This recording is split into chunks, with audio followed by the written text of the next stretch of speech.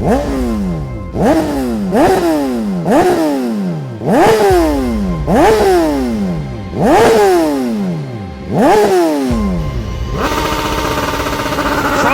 into the final corner. Collins throws it down the inside. A block pass goes through, and he slows down Tremblay enough that Cassis will race to the line as Van Winkle goes off in the background. Torn Collins wins in a breathless super sport race. Young makes the move on the inside, picks up the drive towards the line, and it is too close to go up, so it looks like Garan has come away victorious. What a finish! Welcome to the Canadian Superbike Podcast. You've seen some crazy stuff in turn 8 off the back straight there, particularly between Young and Garan, and Jordan is going to have to measure up to that standard. Dumas tits it in, and Dumas is down! They will have to clean up that oil spill, but it comes too late for Alex Dumas. Zoke doesn't look like he has enough, Colin, and Ben Young's going to bring it home for the title!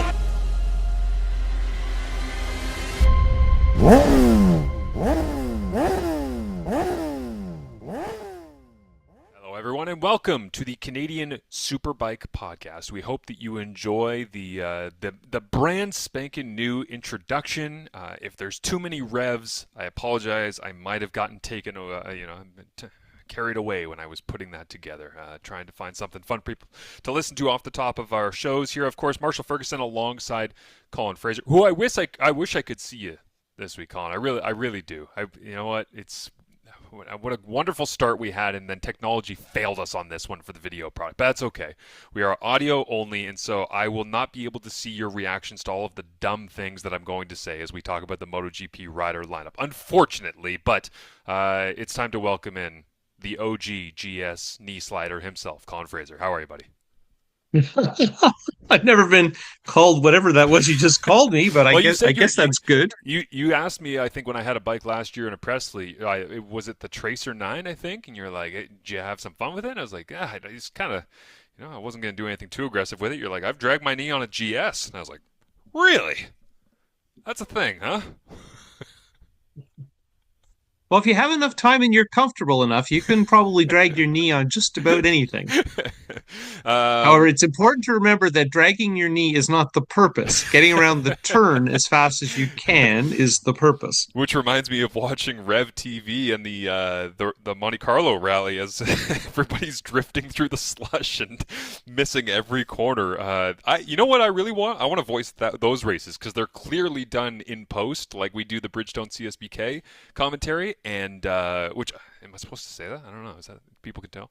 I think people know because you're out on the track during the races. So, but I would say that seems like a fun gig to call any rally racing stuff because you basically just have to be shocked when there's 40 crashes every episode. So it seems like an enjoyable. Well, thing. And it's funny because those cars are all-wheel drive, four-wheel drive, all the wheels are driven, and they have 3 differentials, the key one being the center one, which splits the power from the front to the back, and that they can be sliding around the way they were. And of course, the Monty this year, which was last weekend, or was it 2 weekends ago? Anyway, they had the conditions they like to have, which are snow and ice and unpredictable and slush, so people were just flying off the road all over the place. And there's this one bridge that normally you cross at, 15 miles an hour because it's a tight L bend. And these guys, I think, knocked down the side of the bridge. One of the cars fell off the side of the bridge. And now I'm laughing because the road speeds are low, right? Nobody wound up upside down and drowned or anything like that. But these guys are literally the best drivers in the world. But, snow and ice when you don't expect it is pretty exciting, particularly at night. Yeah, it's crazy. And I did love watching, like you say, because the speeds are low and all the rest, like the looks on the faces of the people who make their way to the course and are helping push the cars back into the action. I'm like, like if something goes wrong at the Isle of Man TT, you're not pushing the bike back on, you know what I mean? It's like that's kind of a one-of-a-kind situation. Like NASCAR, something goes flying up into the fence or misses the corner on a road course or something, and people aren't pushing the car, actively participating in the race to get them back into it. So some of the visuals that came out of that were absolutely amazing. But and also, you realize immediately when you've gone off the road, the situation we're in. We're in a 4-wheel drive car with snow tires with studs, and we're stuck.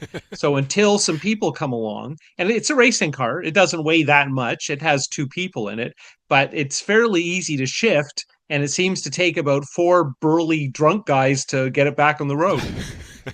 It's great. And speaking of weather and racing, before we get into all things bike, the Cookout Clash postponed. It got bumped. I mean, the weather taking over racing this time Twice. of year. Yeah, twice. Went Twice. from Sunday to, what was it supposed to be, Monday or Tuesday? Now it's bumped to Wednesday? Yeah, yeah. That's crazy. But even NASCAR, you'd think they'd be, paying the Soviets to control the weather.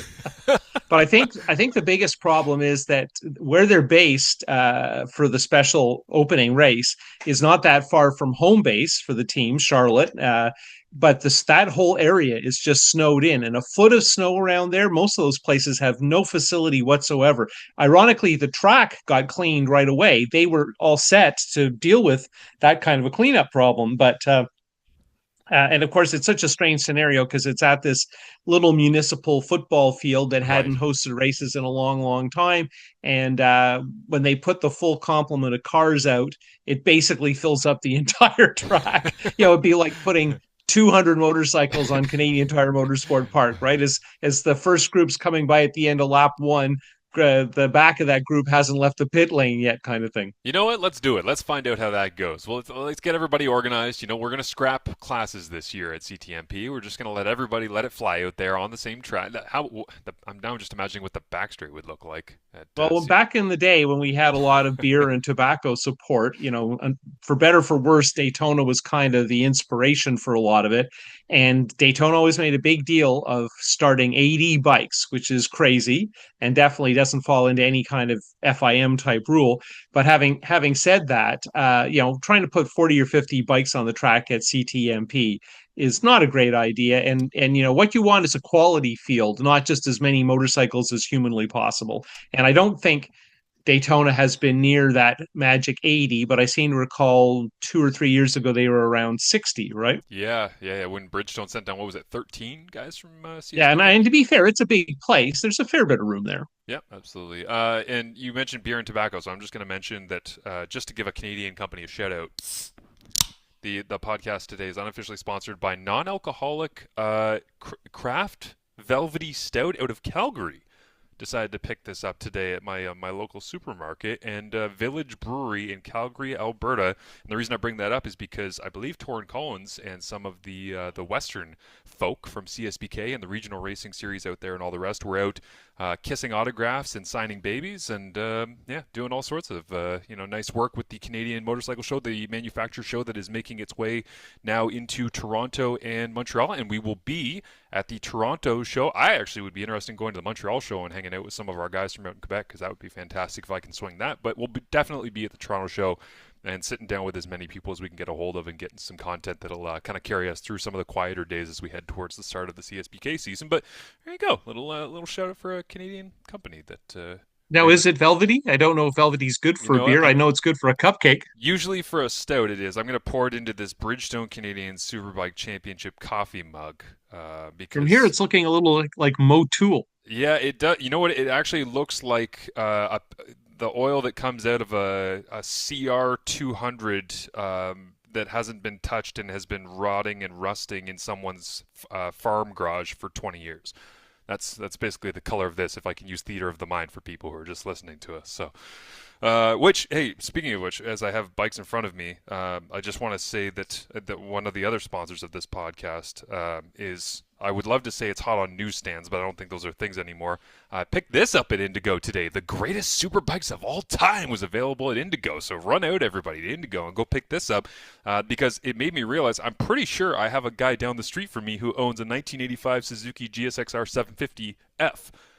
Because I should have known the name of this bike, but I did not, and I immediately went, I'm very sure that I've seen that down the street from me. But obviously what made the cover on this guy.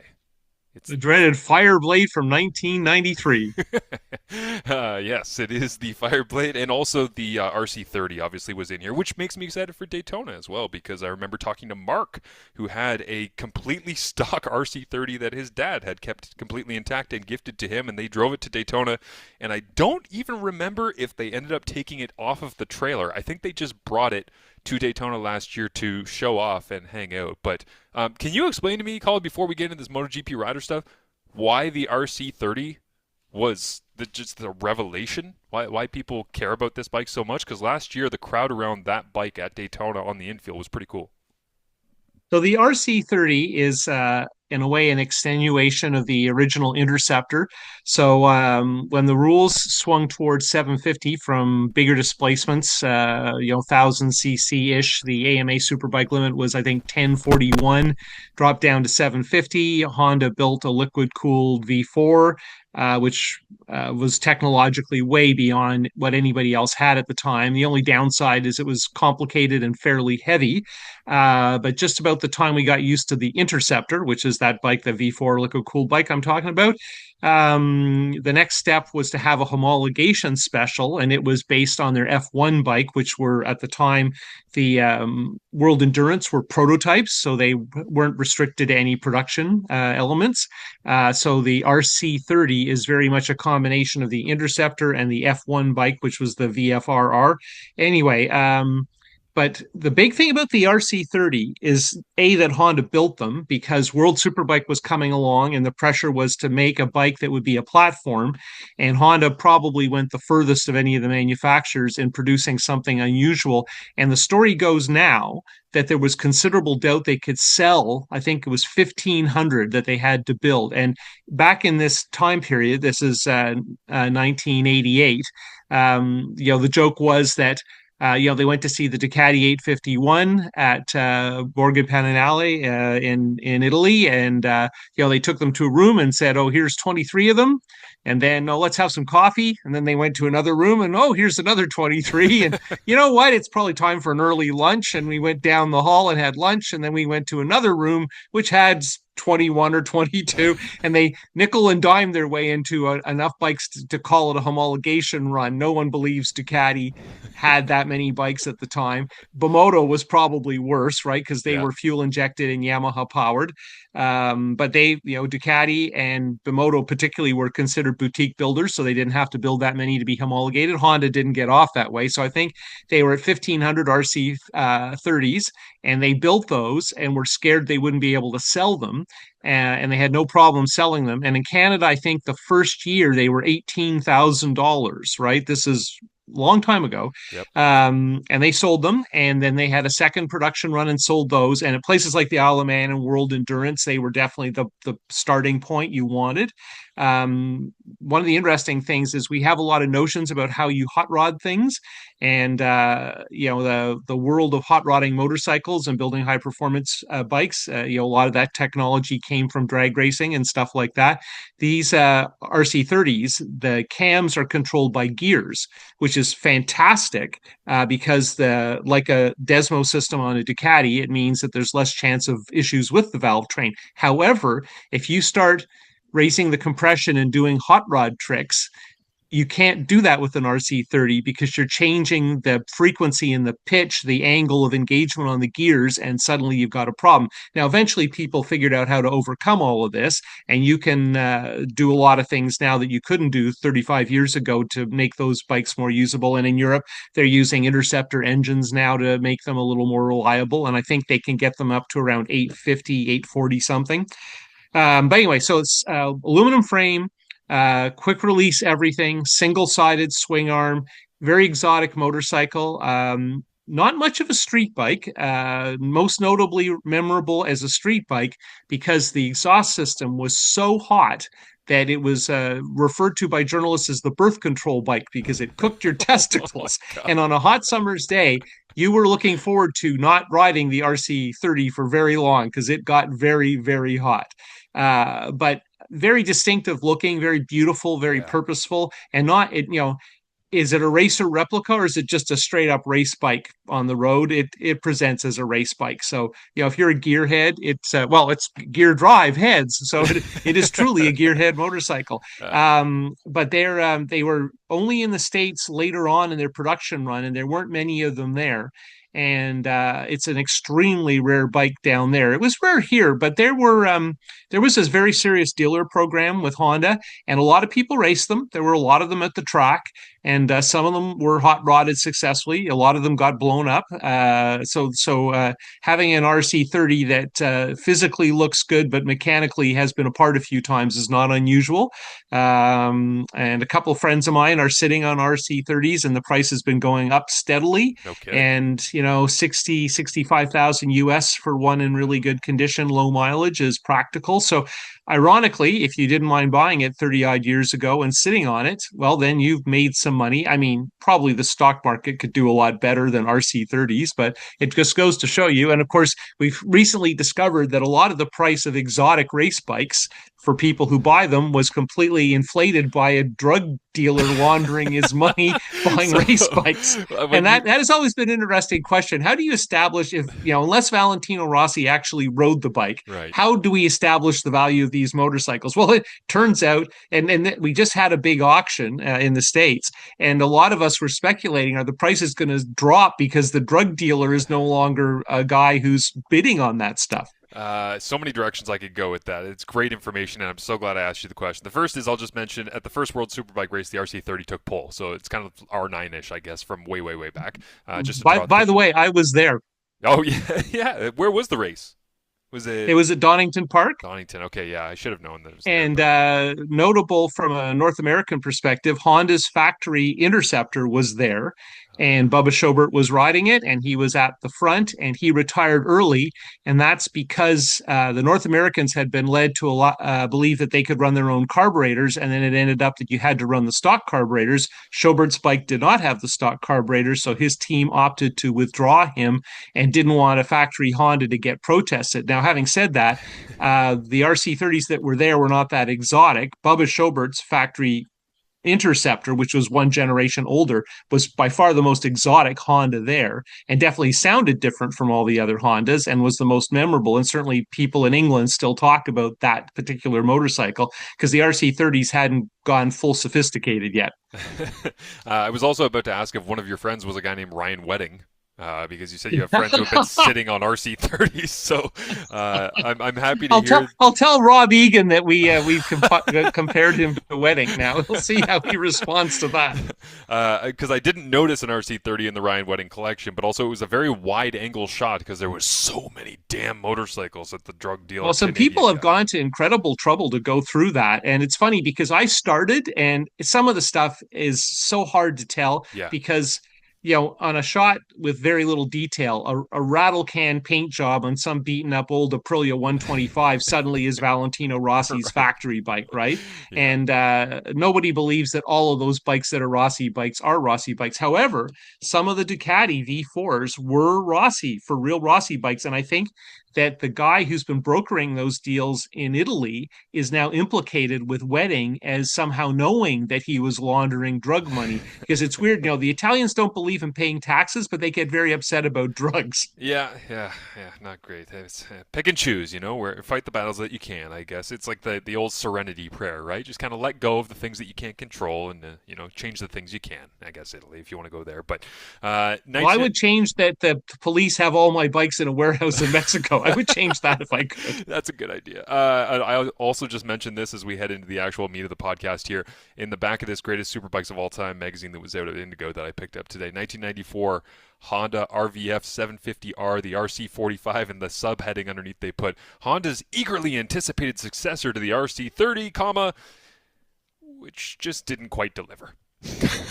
Interesting. That bike was never sold in Canada. It was available in very, very small numbers. And by the way, it's gorgeous and very, very much a relative of the RC30, and did eventually become a successful superbike racing bike. But unlike the RC30, where all of them were competitive even in stock form, that bike really, really struggled. And the first couple of years were quite miserable for that. And it seemed to be very susceptible to tire choice. And the guy who very much turned the program around in the United States was Miguel de Humel from Montreal. And if you end up getting this magazine, just go to page 84 if you want the most early 2000s, late 90s image in the history of magazines, because there's a picture from EICMA in Milan in November of 1997, so late 90s. This literally looks like a pop music video from the late 90s, as World Superbike star Scott Russell rode out the Yamaha R1. But Colin, just can you describe for the audio audience what's happening in this image on the stage at EICMA? I was there. It's Scott Russell in what appears to be a spacesuit. It's silver, and the women with the Tina Turner wigs are dressed in gold Tina Turner dresses, and there's a Yamaha executive there, and it's the very first R1, the red and white bike. And Scott Russell has the look on his face that suggests that this is not something he signed up for. Probably like Mark, anytime that he's asked to do anything when it comes to the media moving forward in his career. But let's dive into all things news of the week. 1,000 things to talk about if we so choose. But this is going to be released, this podcast, on Groundhog Day, which Colin alerted me to by sending me the ground rules for Groundhog Day. That, it's the old... Well, the picture is what made it. The guy with the top hat holding up this looked like 60-pound groundhog. Yeah, but it's made me realize, as I've been thinking about, now that we're doing these weekly Canadian Superbike podcasts, as the week goes on and I'm getting links from Colin and different news stories are developing, and I'm kind of sifting through like what we want to talk about, what the real story of the week is that we're going to dig into and all the rest. It's made me realize that in 2026, both because of the regulation changes that we've talked about, the tire changes coming, and now the rider market already shaking out as early as it is, 2026, it's not like they're going to peel back a bunch of rounds and be like, you know what, this year, it's a cost cutter. We're just going to save some money. We're going to race less, and we're just going to get everybody ready for 27. 26 is going to be a long season of MotoGP racing, but every day at the track, it feels like, until we actually get things going, because I'm sure it will have twists and turns and fun and drama and storylines that will follow. But it's going to kind of feel like Groundhog Day, because we're going to keep waking up at the track for MotoGP in 2026, wishing that it was 2027. Well, I think it's kind of like when you're at a bar with your friends and you're having a nice time, and everybody knows you got to get up early. And, they say it's closing time, and you think, yeah, it's time to go. And then somebody comes back to the table with a tray full of drinks, right? So for some reason, we decided to keep partying this year, even though you'd think we'd be pacing ourselves to get ready for next year. And if you had told me that the last week in January would be the pivotal week in rider lineup choices. And what's really weird about this is no one's denying anything, right? But none of it's confirmed, right? And the funniest one was Quartararo kind of shaking his head and acting like he didn't want to tell you that it was his fiance's birthday party that they were trying to surprise her with, or something that wasn't the rest of his career on a different manufacturer. Yeah, when I also find it interesting that MotoGP put out the video of him saying, hey, a lot of people are saying that you are, signed up with Honda going forward into 2027, and Fabio just says, too much talking, and just keeps walking, and then does the old, like, my lips are sealed, and shh, like, I'm not saying anything, and all the, again, like you say, nobody is denying anything, and there's plenty I don't know if you caught this, he was once again dressed in what appeared to be skateboarding clothes. He didn't have any team wear on. Yeah, and so I put out the clip on our Instagram page this week of you and I having the discussion about whether or not he would even consider going to Honda to take a big check. And I was thinking again about this basically as a way to preface the conversation or lay this out for people. If it is indeed true that Fabio Quartararo is going to Honda in 2027, which we believe that it is, jumping over from Yamaha, which as a whole, he's the one that decides to pull the trigger, and now everything else is already shaking out across the board that we'll get to. Well, and let me interrupt for a quick second, because now the big story is that it was actually Acosta who prompted everything. Oh, true. Sorry. Yes, I did put this in the wrong order. And again, none of this is confirmed, right? The closest we have to confirmation is Ducati upsetting some people by saying, we'd like to get Marquez settled first. Apparently, that was not something that you should have said. And man, if you watch last year's season and how things played out, it's hard to argue the logic if you better settle Marquez before you worry about anything else. Right. And so I was wondering, what did we learn the most from Fabio's move to Honda? Is it A, that he really loves watches and pearls, because he jumped from one high-paying factory contract to another one, allegedly? B, that Honda's back, because Fabio sees it as, well, I can actually go there and win, because that was the question I gave in the last podcast when we were theorizing these things, is he going to go somewhere if he doesn't know they're going to be the best bike or highly competitive on the grid? Did we learn that? Did we learn that it's a damning indictment of Ducati because we assume that Quartararo is one of those guys that they would have potentially been going after, and if he chose Honda over a Ducati, does that mean something negative in almost like a reverse psychology way of looking at this? Or is it that he really just didn't want to have to do testing anymore, and Honda got out of concession Group D, and he decided that he was going to just go somewhere that he didn't have to potentially be testing moving forward into 2027? Well, Wednesday morning, in general Toronto paranoia, got up and looked out the window to see if I needed to shovel because that's been something that's occupied a fair amount of time. Yep. And so I was awake and somewhat with the living a little earlier than I might have been. And I got a message from my friend Adam Roberts, who's the last Canadian to have started a Grand Prix race at Indianapolis in the 250 class, pre-Moto 2. And I think Adam was just looking for somebody who was up, who wanted to get into at the time. The newest bit of gossip was Martin, which was like an hour and a half after the Quartararo story. So everybody was scrambling around trying to figure out what all of this meant. But then I think it was the next day it came out that it might have been Ducati that started all of this because they have signed Acosta. Now, Ducati would be the ones who'd be most able to keep a secret, no doubt about that. And I can completely understand why Acosta, who's desperate for his first Grand Prix win and probably has a pretty reasonable chance with KTM this year, really doesn't want to undermine his situation at the team. And this is the tricky part. You're going to spend one long, very full season with a lot of ups and downs and crashes and all that stuff with the people you're no longer working for. And the number of people who are leaving good jobs for what might be better jobs. But I mean, if in fact Acosta is going to become Marquez's teammate next year on 850s with Pirellis, he's maybe the only guy who can say, I'm comfortable that the move I've made is certainly correct. That you want to have a run at it, that you'd like to see how the first 3 or 4 races go is important. The testing information we've seen so far is the concession teams and the new riders, and that Yamaha's V4s have looked good. They're basically racing themselves at the moment. There have been some positives out of the people who were in those sessions, but if they're a second and a half off next week, then it's not going to mean much. And of course, it's hard not to look at F1 because they're arguably a year ahead of us, right? They're in a new rules format. Right. And so they've been privately testing. They haven't got to a real true team test yet. And the teams have more time to test because of the new rules. But for instance, we've been waiting to see if Nui's new car would be completely different, and it's pretty substantially different.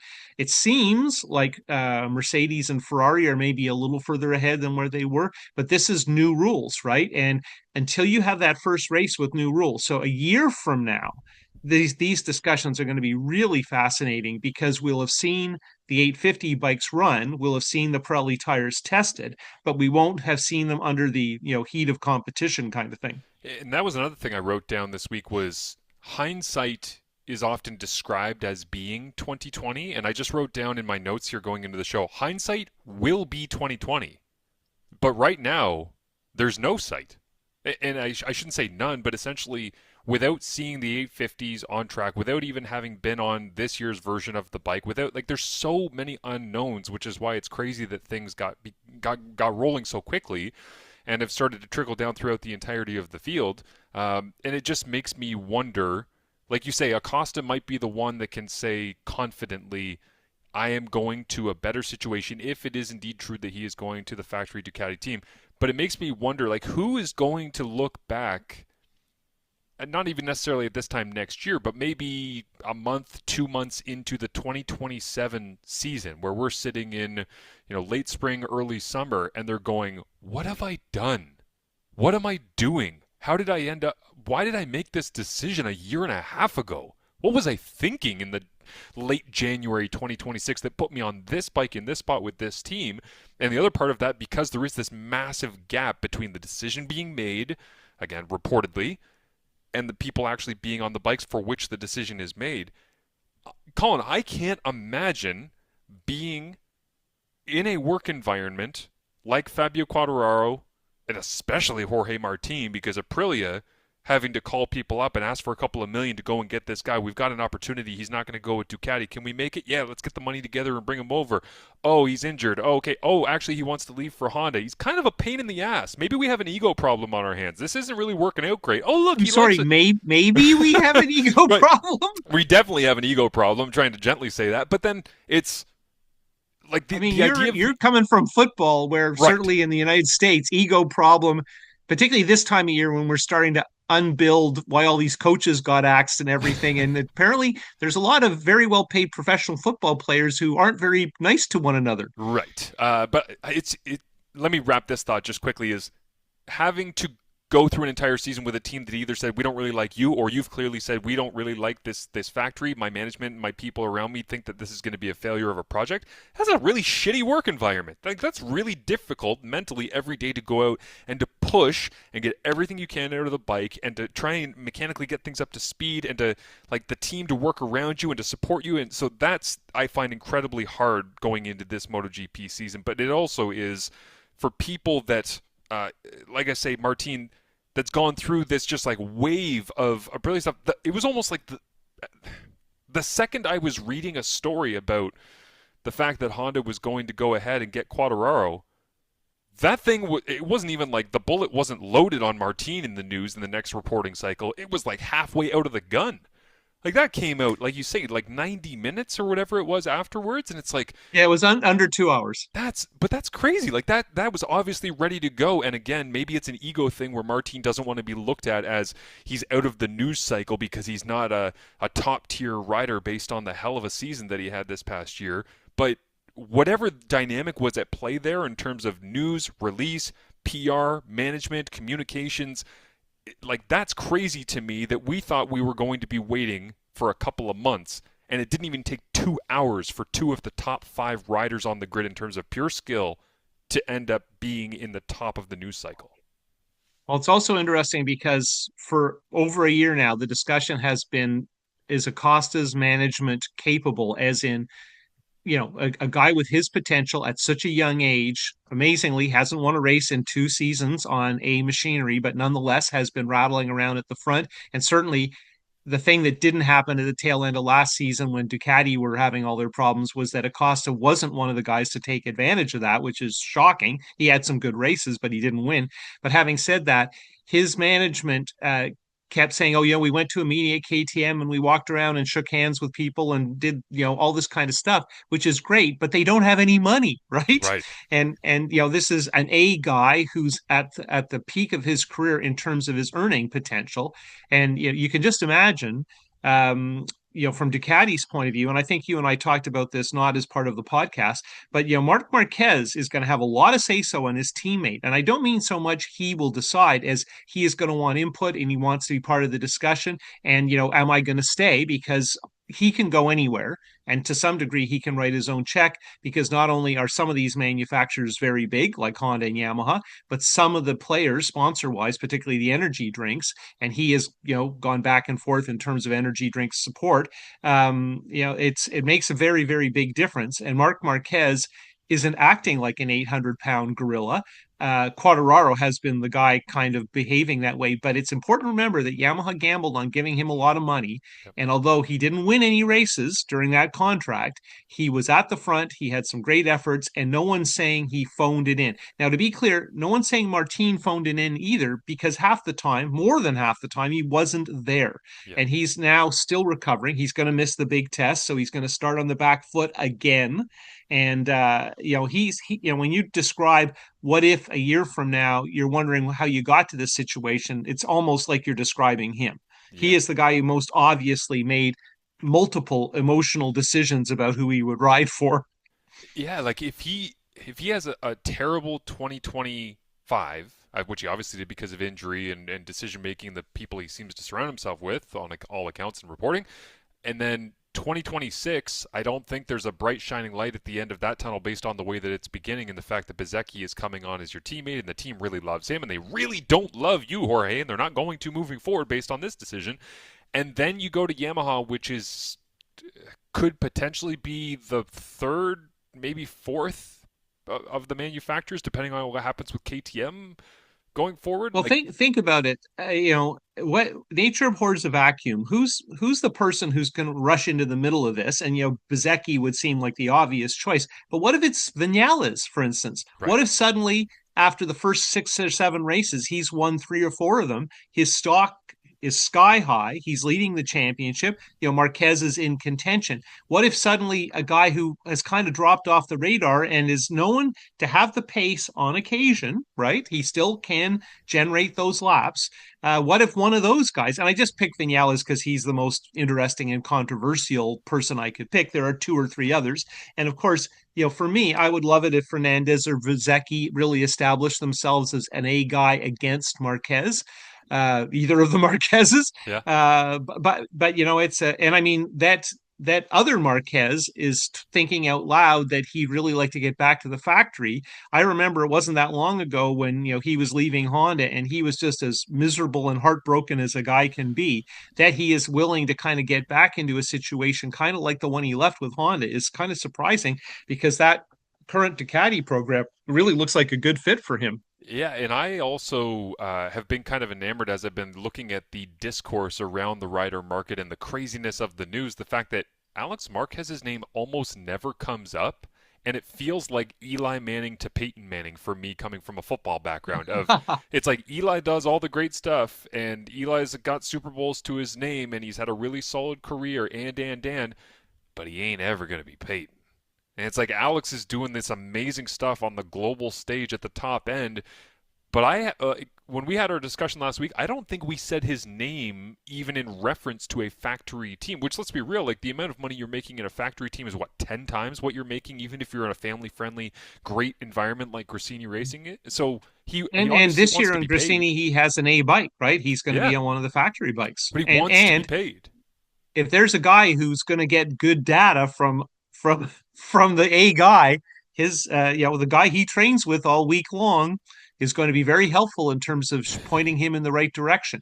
And circling back, why is Mark Marquez in the position he's in? Because Ducati didn't have a great bike last year. Not everybody could ride it. They weren't satisfied with what they ended up offering, but Marquez didn't seem concerned, right? He could Yeah. dig in, figure that bike out, and everyone else is saying, well, it doesn't respond to tuning.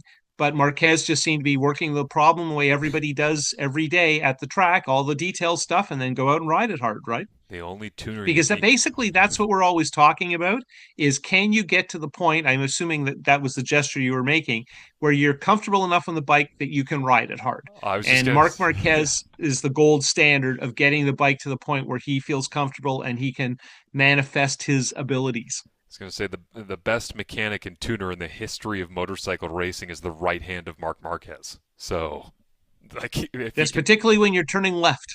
yeah, exactly.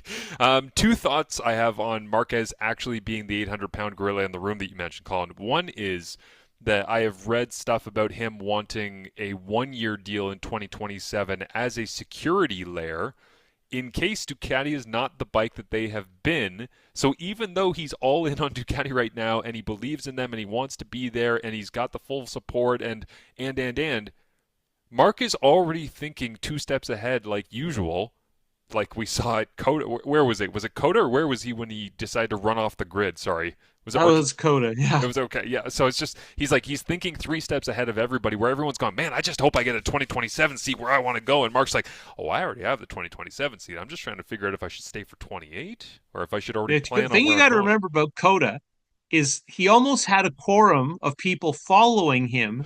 For the only reason they ran after him was because he He ran, ran. right? Yeah. They didn't understand what they were doing. They just assumed it was to their advantage to like how much are you in everyone else's head when their best shot is to imitate you? Can you imagine being able to start a stampede just by running somewhere? Like the amount of power that you must feel to be able to pull that off. So that's the first thought: is Marquez thinking Well, all I further can ahead? say is if you want to be taken seriously by your arch rival, you probably don't want to just mirror his every decision. Yeah, which also, if you want to go back and really enjoy that Coda pre-race experience as the track is drying out and Marquez is standing at the front of the grid, because we all know they throw to the intro and then they cut out of it and they're like, something's going on, Mark's running down, hey, everyone's chasing him. Go back and rewatch the shot that Dorna got of Pecco Bagnaia sitting wherever the hell he was down the grid, staring at Mark. There's like an over-the-shoulder shot, I believe, that is in my memory. I haven't seen this, obviously, in months and months, and I haven't gone back and looked at it. No, that's a recently. real shot. You've got it right. So he's like over Bagnaia's shoulder, and in the distance is Mark, and Pecco's neck is not turning. And it's one of the great cinematic experiences of the entire 2025 season, because it basically tells you everything you need to know about it. I'll tell you that if there's ever an opportunity when you want to be a commentator, that was the greatest moment. And if you don't want to be on the grid trying to decide about the rain and your tires, it's a lot more fun to be dry and getting to talk about it. I also wonder, I would love to know, and maybe I should go back and rewatch this. I should do like a play-by-play breakdown of the pre-race at COTA as one of these video podcasts, maybe, because that would be fun to just, it's like we know what happens, but like who was worried about what, and looking at all the faces and who's talking to who. Because I would love to know what Frankie Carcetti was doing alongside Fermin Aldeguer at that point. Because he's worked so much with Mark in the past, he's probably just staring. He's like, listen, Fermin, whatever he does, we're doing it, because he knows better than anybody else, because I worked with him and I know how that crazy person's brain works. It's a beautiful machine, and he's going to do something here, so just don't, like, again, the amount of power to have everybody staring at you. But regardless, how about the amount of power that the FIM basically didn't follow their own rules? They put the race on hold, even though Marquez didn't bring enough people into the pit lane to actually activate the rule he was trying for. And it was funny because that was the one thing people weren't sure of. What's the magic number to hold this thing up? And he didn't quite hit it. All I remember, how exciting it was, because I could tell something was coming from Marquez. And I'm yelling at the TV as you do, and then they go to the cold open, right? The pre-recorded, everybody with their neon graphics, and something crazy's going on, because as they went to the pre-recorded opening, Marquez started to do something, and all you're thinking is, what are we missing? And the reason for that, again, in terms of pre-race logistics, is that like you have a certain time period to be able to get back, right, behind the pit wall, and you also have, I believe, the safety car taking off out in front, and the broadcast, if you watch all of the MotoGP races, which if you're crazy enough to be here listening to us talk, you probably do, you realize that as the safety car takes off, they show the in-car shot of tapping the ear, and then immediately, basically, it's like throw back to the grid, do the front row, boom, into the intro. But yeah. Also interesting, the safety car, and this got completely, in my opinion, hidden at COTA. Oh yeah. Crashed. Yeah. And that happened for real. And it was a fairly big crash. Which I don't even, was there a story written about this? Nope. I even phoned a friend of mine who was there and said, what's going on? And he didn't know, and he checked. He said, yeah, it did. And eventually a fan video did surface of the crash. That's unbelievable. So because Mark, and also, who shoots the safety car on the warm-up lap? Like, yeah. that is not exciting video. Maybe it's a BMW car enthusiast. Yeah, I mean, it's probably a little bit of the unmentioned product placement going on with that one. But also, I would say that it is one of my favorite elements of when they go to the in-car shot and you just see the double tap of the ear to make sure that everything's working correctly. The Pedro Acosta angle on this is my second part I was trying to get to on the Marquez stuff. Pedro going into the fire and volunteering, again, if he's going to the factory Ducati team alongside Mark in 27, Pedro going into the fire, but not just a fire, like the fire that has burned everyone who has come within 10 feet of it, being in the same team as Marquez at the top of his game. Is this like some, what's the analogy I want to use? It's almost like trying to slay the king before he's out, before he's too old, and you can still take credit for the fact that you were able to get him before he was over the hump, kind of thing? Or like, what do you think the mentality is for Pedro, aside from just, I want to be on the Ducati because it's a really good bike? Yes, we understand that thought process. He's been talking about it for a while. He's been angling at various points to get with different teams that have Ducatis because he wants to go and he wants to get that first race win. But to do it on that team against Mark, when Mark treats Pedro differently. We have seen this in a variety of different scenarios. The one that comes to mind for me is after they've both podiumed and they're in the car And it's like, if Mark is in the car and he's talking to Alex or he's talking whoever's in the car, basically anybody other than Pedro is kind of like chipper and whatever, messing around and having a laugh and being Mark Marquez. And Pedro gets in the car and it's a totally different vibe. And Mark has been very clear about the fact that he's like, that dude is different. And he shows it and he acts like it. And so the idea of Pedro obviously being aware of the way that Mark looks at him as the next guy and as a serious threat, and then deciding voluntarily, not just to get on a Ducati, but to get on that Ducati and that team, Pedro going into the fire at this age, I find to be incredibly intriguing going into 2027. And because we know what the storylines we believe are going to be in 27 with all of these, whether it be Honda, Yamaha, Martin, Aprilia, Quartararo, Ducati, Lenovo Ducati, and having Marquez, and then what's going on with KTM alongside Pedro Acosta, everything that we discuss in the 2026 MotoGP season is going to be viewed as the preface in the book on 2027. So anytime that Pedro Acosta is anywhere near Marc Marquez on track in 26, if it is confirmed that Pedro's going to the factory Ducati team, is going to be incredibly interesting, because Pedro's going to try to send a message, and he doesn't give a damn about if he crashes the KTM, because he knows he doesn't really have anything that he owes them at this point, because he's leaving the next year.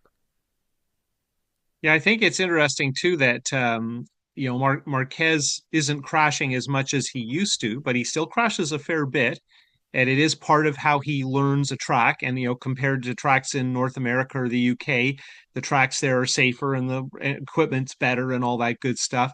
But the guy I would say has the big crashes and so far has been fortunate not to be laid up for any length of time is Acosta. He's had some very big crashes. And that's part of what happens when you hire an A guy, particularly an A guy who's not established, as in he hasn't even won a race yet. There's going to be debates, take it easy on the equipment. You got to get the bike to the next weekend, all of those things. And, they bring a lot of spares and they can definitely make more for next weekend. They can deal with wrecking a lot of stuff. And I think too, that we tend to, when you're used to riding your own motorcycle and you only have so much money, you think that people don't respect and appreciate their equipment. They didn't hire him to see how far he could go on a set of tires. That was not ever a concern.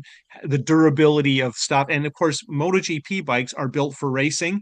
Their carbon fiber forks are easier to break. The body work is paper thin. And so what we see is, gee, that bike was totally demolished. Well, the reality is frequently it's not as bad as it looks. And to a certain extent, they were ready for that. And it's the only thing that's really interesting about that in MotoGP is the rules are you're supposed to have two bikes that work all the time, because you're supposed to be able to switch in a sprint or a main race between the two of them during the race. And they will let you off the hook if you've just recently wrecked one. But there's a lot of pressure on the team to have two bikes built and ready to go. Not that long ago, World Superbike said you can't have a complete spare bike. MotoGP rules are you have to have two completely working bikes all the time. And the Acostas and the Marquezes of the world make for a lot more work for their team because they're rushing to build the bike back. And don't forget, we're not saying it's just in the pit lane and it runs. It's got to be straight. It's got to have the right wheels and brakes and all that stuff. And they're playing pretty tight on consumables, and that's why sometimes you see them pushing the bikes around in the pit lane without calipers or rotors or whatever, because they're scrambling. I mean, you see the bikes go to the pre-grid sometimes with no brake rotors on them. And I guess imagine somebody has to be the guy who checks to make sure that all the brakes are on the bike before they send you out on the warm-up lap. That's crazy. Yeah, I actually hadn't realized that, but no, I'll keep an eye moving into this season on how KTM is doing that. I also, remind me here, Colin, because you will remember it and I won't. Was it the swing arm or the front forks that I believe at one point this season, Pedro said, "Oh man, KTM, we stepped up, man. We've got something, and it's been the factory, and it finally got here." And then it was like Friday, and he crashed, and he beat the shit out of whatever it was that they had finally sent that he loved, and they had one of them. And the rest was the swing arm. Was it the swing arm? And the rest of the weekend was a disaster, because he basically was so sad that he had destroyed the thing that they sent that he thought was great when he was on the bike, and it was in one piece. Well, it's sometimes you don't want your riders to know too much about the technical setup because they might fall in love with an exhaust or a swing arm or a fork or a brake or something. And over the years, guys have become attached to things like that. And one of the things you hear, particularly with riders who are considered thoughtful and technical, that they'll have heard that you guys tried this setup. And they'll say, "Can I try that? That Fred didn't like 2 years ago. I want to try it, right? I want to see what it's like on the bike." And I've certainly heard stories where they've dug stuff out of the trailer or even back at the shop or even out of displays, bikes that are parked, that they've taken stuff off, put it on the A bike, and the A rider says, "Yeah, okay, that's what I want." And famously, in the mid 80s, Freddie Spencer had stuff he didn't like for Honda. And when a few years later, Eddie Lawson showed up, he said, "Let's try some of those things. I want to see what a carbon fiber front wheel feels like." And he liked it and started using it. And, some people are really open to different ideas, but it takes a special rider, and very few of them have the feel to tell the difference about stuff like that. And famously, the test guys back in Japan say, "Oh yeah, we changed this and we changed that, and it's day and night." And they ship the parts to Europe, and the guys ride them and go, "Feels the same to me, right? I'm not." It says, and of course, all that matters is lap time. Yeah. If you can say that swing arm, that chain angle, that chain guide, whatever it is that's crucial to that part. And remember, KTM had some interesting problems with chains coming off last year. If you can solve the problem and gain a little tiny bit of lap time, and don't forget, little tiny bit is 1 or 2 tenths. In MotoGP, that is an extremely meaningful amount of time. And in the Rossi era, he used to say 3 tenths is the meaningful amount of time. Most of us can ride a little harder to get 3 tenths. That is not what we're doing at that level, right? Right. That's it. You're mechanically looking for an advantage to improve the lap time. Yeah, they are on the fine line already, so it is everything else that is playing into the picture. Can we talk for a second here about Jorge Martin as a liar? Uh, the reason that So we're not going after Aprilia for sponsorship. No, sorry, Piaggio Group. Yes, yeah. We're gonna leave them alone. They brought the lion back. The livery looks great. It's fine. I'm just so interested in this, which is Jorge Martin going out for the Aprilia launch and being like, "Yeah, I love it here. This place is awesome. I don't want to go anywhere else. Yeah, it's this. This is where it's at. The bike's been great. Bez showed it's been wonderful. And anyways, I don't really feel like taking a likely massive pay cut that's coming here because I don't really think I'm going to be the team lead guy based on the way that last year looked. Plus, I was smashed up and like he didn't say he basically came out and said everything opposite to what happened just a few short weeks later. And that's I held nothing against someone who's trying to keep their cards close to the vest. Looking at you, Fabio Quartararo. But has Fabio Quartararo come out and even at the Yamaha stuff had to say anything that was significantly opposite to what ended up happening? I think we all knew what Quartararo's reality was for a while, which is he might leave. And it feels like Martin, on top of what we talked about, the ego stuff, the injury stuff, the people he's surrounding himself with stuff, the most underwhelming championship defense in forever, that he also decided to throw onto the fire, just being totally disingenuous, like in every single way. It's like, that's not going to earn you points with anybody moving forward. And the funny part of this is when I talk about team launches, the factory Honda team that apparently Quartararo is now going to still haven't had their launch, I believe. And so you're looking at Joan Mir and Luca Marini having to go out with this Quartararo stuff lingering without having been confirmed officially as of yet. We're recording this on February 1st. So I find that those two things in terms of like launch season to be interesting. About Martin goes out there and he says all of what we think are the right things, and immediately we find out he's lying to our faces about absolutely everything. Meanwhile, Honda allegedly, reportedly makes their move. Quartararo's coming in, and now you just have to throw two, we think both of them potentially lame duck riders out in front to launch your 2026 bike. And that press conference in that event is probably just going to feel like a big fart. Like it's just going to feel like one flat big noise or like a trombone slowly go. Because those aren't the guys that are going to be around, and it's like how is that event going to have any help in generating excitement and energy, whether it be for the sponsors or for the fans otherwise, about Honda going into this year, even though people should be excited because the bike was really good at the end of last year.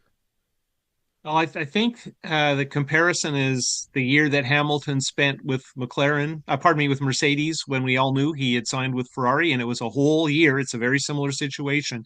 And it just becomes an overriding conversation.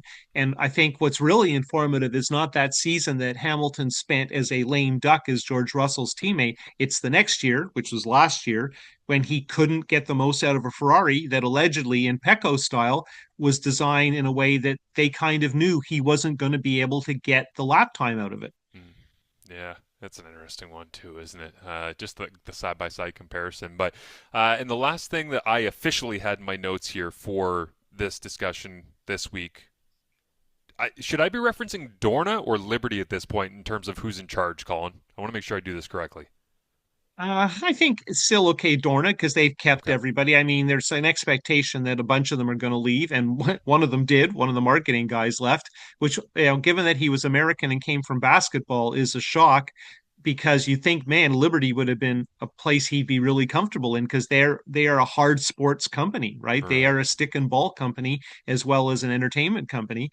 So that was kind of surprising, and I'm expecting eventually a lot of established Dorna people are going to move on, partly because a lot of them are old, including the boss, right? And there's a lot of people who are related to him one way or the other who work for Dorna. So it's going to be interesting. And certainly some, particularly Northern European, and British journalists have been outspoken that your safety expert shouldn't be somebody's brother in law, right? It Yeah. probably should be somebody who's raced. Well, especially if you're going ahead and saying things like, "Yeah, we can race on street circuits like Formula One."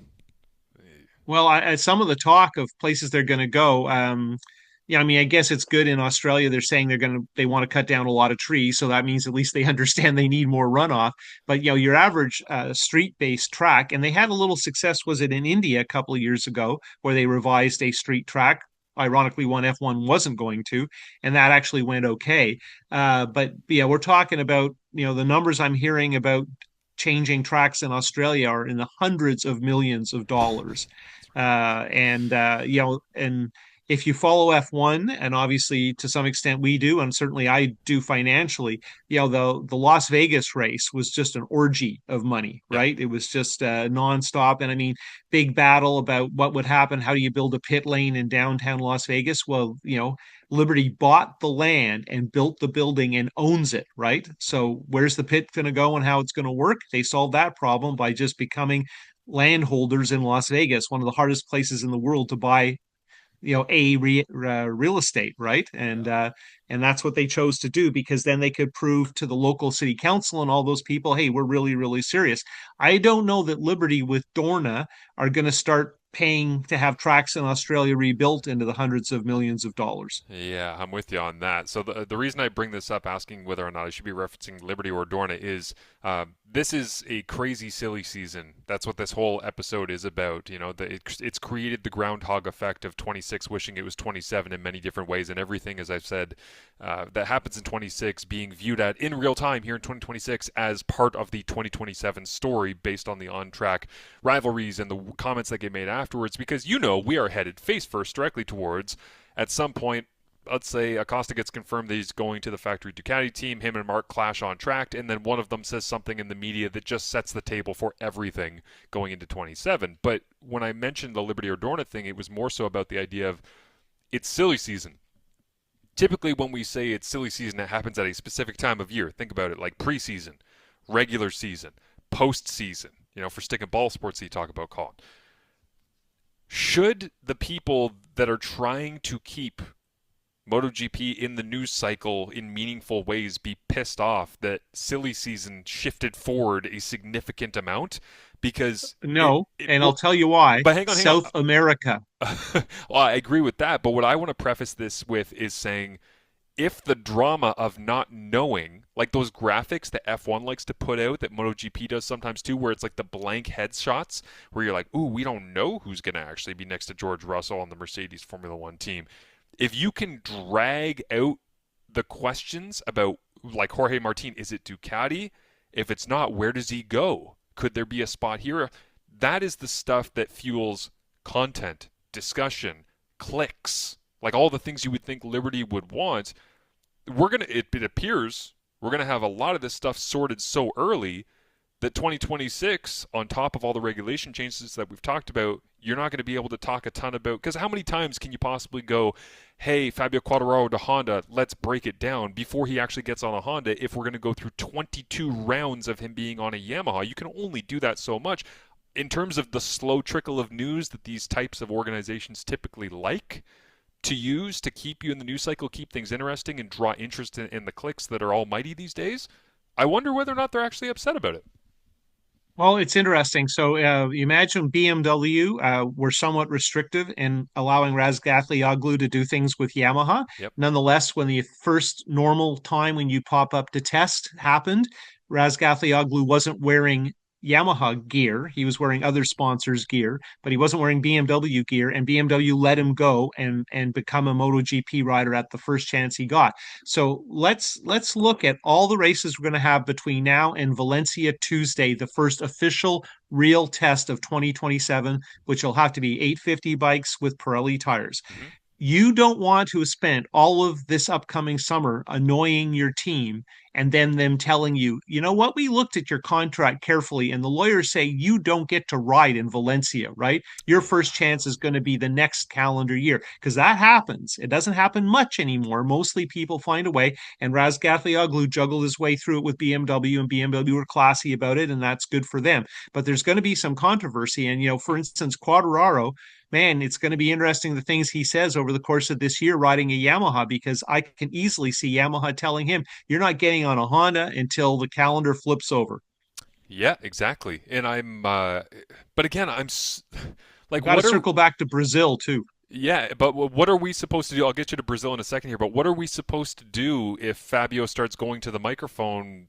And I doubt this will happen, but what do we do if he goes to the microphone this year and it's round 4 or 5 and he essentially no comments? Like, I'm not saying he would actually no comment, but hey, what's going on with the bike? Are you struggling to find pace here or there, or what's the problem? You feel like you're kind of off in the 1 lap pace, or the tires aren't necessarily vibing with the way that the new V4 is working and stuff. What if he just sits there and he's like, well, I don't know, I'm leaving, so we'll do what we can. Well, how about if he has some of the problems he had last year, right? Like with ride height spoiling a race. Yeah. He is going to come out and say this bike's garbage, right? How Right. can they give a guy like me a bike like this, right? That's because that's what he thinks.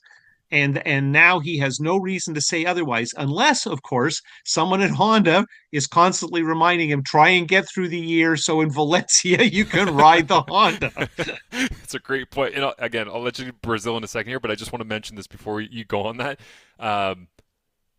This season, as we're talking it through, I'm realizing more and more, like, obviously we love bikes. That's why we're here. It's not for the drama. It's like I always tell my son Noah, he's in senior kindergarten. He's like, hey, there was drama at school today. And I'm like, it's not that I don't care, but I tell him, hey, I'm not interested in what's going on at recess and how upset everybody is with each other. Did Nicholas get into a fight with Kai or all these? Because he wants to come home and tell me these things, and that only fuels it for a kid, right? To go, really? Wow, Nicholas punched Kai? That's crazy, man. What was it like at afternoon recess? Did he get back at him? Did he like lash back? So I always say, hey, keep it simple and focus on the main thing. And I always ask my son, why do you go to school? And he says, so I can learn. I'm like, great. So just focus on learning. All that other stuff is just on the outside, which is my way of saying we love bikes. I'm going to talk for myself because I don't want to talk for Colin because he loves everything. I love bikes because of the experience of sitting trackside and listening to the Bridgestone CSPK guys buzz past, or watching great battles on track, or seeing onboard views from battles that I had seen in person, or maybe I wasn't there to see in person, and just being in awe of the skill and the daring nature of people who are willing to try and do anything to be at the top of this sport. But 2026, while it's going to have all of this racing stuff, there's going to be a lot of Nicholas punching Kai at recess. And there's going to be a lot of drama. And there's going to be a lot of people saying things like Quartararo, which you make a fantastic point, Colin, having no reason not to just say, this bike is garbage. And that's just Quartararo. Now imagine if in the debrief at a round or two, half the grid, because they're jumping and switching and changing and going here and there, and they're all frustrated for different reasons. We are going to have 5,000 one-line headline quotes coming out from people, but it's all going to be about drama and angst and frustration and change. There's not going to be a lot of Maverick Viñales is extremely happy with the KTM. Jorge Lorenzo gets credit for his development and consistency changing from, you know what I mean? Like, it's just going to be a lot of just stuff where it's going to be a bit of a circus, I think, in 2026 because everybody's just waiting not so patiently for 27. Yeah, I don't have a problem with that. I don't know what Kai did at recess, so I I don't I, know I either. don't feel Yeah. comfortable commenting. But on the other hand, you got to learn to take a punch. That's part of racing. What are your thoughts on the Brazil stuff? Why did you bring that up? Well, it got buried, so that's why I mentioned it in the timing I did, because nothing, what could be better for the FIM and Liberty and Dorna that, a lot of people don't think this race is going to happen, and apparently things are looking good. The last time they were there was a million years ago. I was there. Canadian named Duhamel was a factory Yamaha rider at the time. And it's certainly not obviously a track that's well suited to motorcycles. It was a controversial choice 30 odd years ago. But they say that the work's progressing well and they're going to have a race there. And I can't remember how many people live in that city. It's like 11 million. So obviously there's an opportunity. And I think didn't one of the non-alcoholic beers stepped in as the sponsor, right? So I believe it was Village Brewery from Calgary, Alberta. I'm pretty sure that was I thought it was Stella Galicia, but okay. yeah, I did see that they got the naming rights for it. Which, by the way, when do we go to Istanbul Park? Because of the top rack effect. Well, I hope we do. I hope one way. There are a couple places to go in Turkey. I think there's all. I don't want to get into the geopolitics of the world. Turkey is You were about to go down an had Enos Cantor rabbit hole, weren't you? Well, I just think for better for worse, it's worth noting that Turkey is one of the few places that the Americans have a really strong military, particularly air base and whatnot. So that's a launching pad for a lot of things. So it's a bit of a controversial place. And I don't know. I mean, World Superbike was in Russia a decade ago, and of course now, what is this, like the fourth Olympics where there won't actually be a Russian team? Yeah. So geopolitics and sports make for some interesting things, and certainly the Western world has come out as particularly anti-Soviet, if you will. And if you haven't looked at where Turkey is in a map, I'd suggest you do. In the middle of everything, maybe? Yeah, literally. But yeah, going back to Istanbul Park would be nice. It's 3 degrees there right now, so I don't think there'll be any testing in the near future at Istanbul Park, by the way. Well, So. our cameraman Cam is in Florida for the winter class. I'm trying to remember, is it a winter classic? It's a something for the The NHL. fake indoor game the outdoor series that's actually indoors, as I Well, ridiculed he him for going texted to. me this morning that it was below freezing Fahrenheit there. So put the rink actually outdoors. What are we doing? What's the problem? It's all good. But yeah, it's yeah, it's interesting as we head into the And the Olympics. last time I was at your place was in a blizzard, and then you had a skating rink inside your house a couple of days I later. did, yeah. I had a small lake. What's the lake at Daytona that I referenced? Lake Floyd. Yeah, Lake Floyd. Thank you. I told you we had a real Lake Floyd going on inside my basement, which is why we didn't end up publishing our Rider GP lineup podcast until after all of this news had already broken, which was not ideal, but it happens. Baby steps. Well, you know what it is, and it's Canadian Superbike. When news breaks, we fix it. I feel like I should be doing the man's prayer at this point. I'm a man. Well, I can change if I have to, I guess. Thank you, Red Green. Appreciate it. All right, that's going to do us for the pod. Unless, Colin, you got anything else you want to throw in here at the conclusion, at the death? Well, all I can wonder is next week, could there be that many things that happen? Because this week was crazy. It was very crazy. Yep, I agree with you. But we will keep our eyes peeled for any headlines and stuff that comes up. And looking forward again to being at the Toronto Motorcycle. What's the official name? I just keep calling it the Toronto Motorcycle Show. I think that's fun. All right, very good. We'll be I at the mean, Toronto Motorcycle. if you're going with unofficial, the one downtown at the CNE, so you don't get mixed up and wind up at the airport. Okay, there we go. Yeah, just make sure you're not somewhere out near Pearson, next to the. Is that Russian plane still there? Has it been seized or has it moved somewhere? The Antonov is still there. Okay. I went by it a couple of weeks ago, and I guess it's they're hoping to monetize it, which would be interesting to try and sell someone else's plane that hasn't moved in years, right? Just going to So pull all it's the that's copper a out of it? strange situation. But you know what the great thing about an Antonov is?